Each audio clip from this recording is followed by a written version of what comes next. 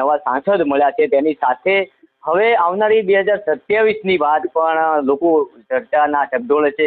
ગઈકાલથી જ આ વાતો શરૂ થઈ છે. કદાચ બનાસકાંઠામાં જ્યારે ગેનીબેન છે તો દિયોદર તાલુકાને 2027માં કોઈ યુવા લીડર મળી શકે છે. એમાં આપનું નામ મોખરે છે. જો પાર્ટી ચોક્કસપણે સંઘર્ષ કરું છું. નાની ઉંમરેથી સંઘર્ષ કર્યો છે. સ્વપ્ન પણ છે કે એક વખત દિયોદર વિધાનસભાની ચૂંટણી લડવી છે. પાર્ટી જો આદેશ આપશે તો ચોક્કસ એમાં ખરો ઉતરીશ અને કાર્યકર્તા પ્રજાની પણ સતત મારા પરિવારમાં મારા પિતાજી સ્વર્ગસ્થ મફતી બાપુ હોય, અમારો પરિવાર હોય, અમે સતત લોકોની વચ્ચે રહીએ છીએ. એમના સુખાકારી માટે, એમના નાના મોટા પ્રશ્નો માટે લડીએ છીએ અને મા જગદંબાના આપ સૌ મિત્રોનો, મીડિયાનો બધાનો સહકાર પાર્ટીનો મળશે તો ચોક્કસ એ દિશામાં પણ કામ કરવાની ઈચ્છા છે.